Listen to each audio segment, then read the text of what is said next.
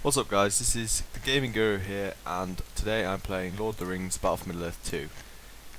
Just a quick notice, or sort of apology really, I know there hasn't been a lot of videos out this week. It's because I've been busy doing a course for something, so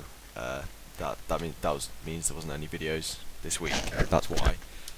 But I've got some, well I'm doing one now so that should be fine.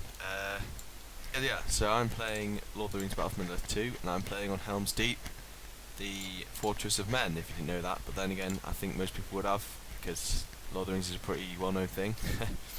But yeah, I'm playing as men. What we have here, I'll just sort of take you through what's going on really. What we have here is all the heroes, and, well, I think all the heroes, I'll just check that, but I think I've got them all. Yep, that's empty, so I've got all of them. This is all the heroes from Lord of the Rings Men. That's Faramir, custom hero, Aragorn, Theoden, Eowyn, Gandalf, Boromir, Aragorn. Oh, they're going into battle now. Hang on. Before I could finish that. No, archers, go back inside. You're not designed for this. Go back inside. These guys, those archers, basically. For some, I'll explain this in a minute. But yeah, I've got all the heroes. I'll explain about this archers thing in a minute. But yeah, I've got all the heroes, and they're just basically sitting in front of the gate because they can just defeat like an army when you've got enough of them. Basically, my main strategy is putting archers, as in these Italian rangers, on the walls, and then basically so they can just fire arrows down to anything that comes down here. And I've got my main army here, which consists of pikemen, some foot soldiers, and also quite a lot of horses as well. I've got basically Gondor knights on one thing. I'm going to just upgrade them all. I've got Gondor knights, Knights of Dol Amroth, which are pretty damn good, and I've got these guys as well, which have survived the last battle. Yeah, that's all my barracks. No, that's my archery range, barracks. This is my stables. But my population limit is obviously maxed itself, so no, I've got to stop there. And I keep getting attacked from the front. I'm going to pull these heroes back because there's no real need for them to be there. I was just sort of showing off, to be honest. But apart from that, I'm playing against two enemies, and both of them were on brutal. I say were because if I show you this, press tab. Isengard, they're both as Isengard, kind of fit in with the original story of Lord of the Rings. Isengard's been defeated, and the other Isengard, they're both on brutal as you'll notice, and one's still alive. They're on the left hand side and the right hand side of the map. I went for the guys on the left first because they're a bit further away, and it's a bit easier when they're further away to kind of like separate them and then just destroy one of them basically without the other one reinforcing it. Because that's the worst thing, is when you destroy it and then the other army comes and attacks you, and then it's really annoying.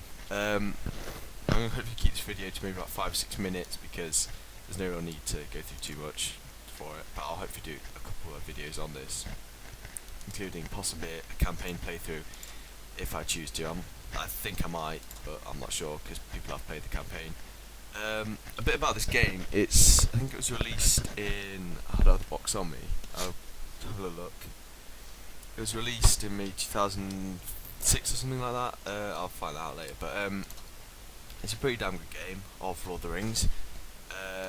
The first game, I think, in some ways is better than the second one because it's a lot simpler, but it's a lot less detailed as well. Like the maps are just, in the second game, maps are really good. Like Helm's Deep, you've got a whole Deeping Wall, then you've got the gatehouse, then you've got the inner bit as well. And what can be kind of fun but pointless as well is to sort of pull all your forces back to here, and the enemy can get in through here, but you can like bar this gate. So you can get like these guys, these Italian rangers, and they can shoot arrows from here. I'm being serious, from this wall here and hit enemies about here. So it can be pretty interesting. And my wall, I've just told someone to move. I it's time to go back. But in terms of the Italian rangers, so their range is absolutely incredible. These guys keep launching attacks, but it's very rare that the computer opponent will send in a massive army. They tend to sort of focus more on little attacks, which is a problem with strategy games and is definitely a problem with this game. What I'm going to do, So to defeat I'll go for the first one to show you what I did.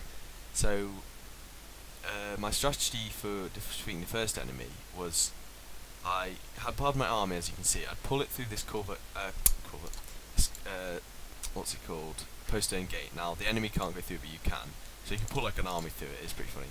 So these guys, they go in through here. They go through the wall, and this follows the film as well. If you remember the bit where they have to clear the causeway. So they go through there, and then they can come out. And I did that for the whole army. I defeated the people in the left, and I pulled back because I'd lost about half my army. But what I'm going to do now is I'm going to pull my army, the whole of it. I'm going to put them behind the main gate here, so I can just attack directly.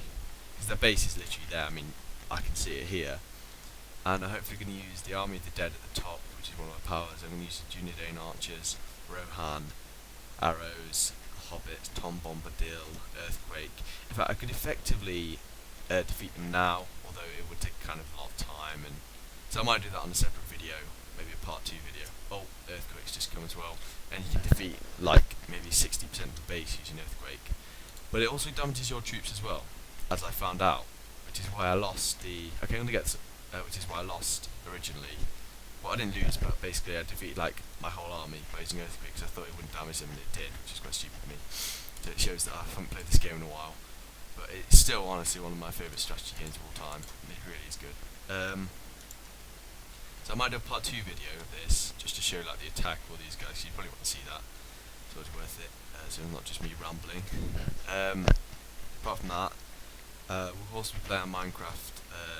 I've been told not to call it Lonely Island because it's not really an island, so we'll just call it our like Minecraft map for now. Because we need to build up like a fort or a castle or something along these lines as well. But yeah, apart from that, guys, wait for the part 2 and it should be pretty good. Thanks.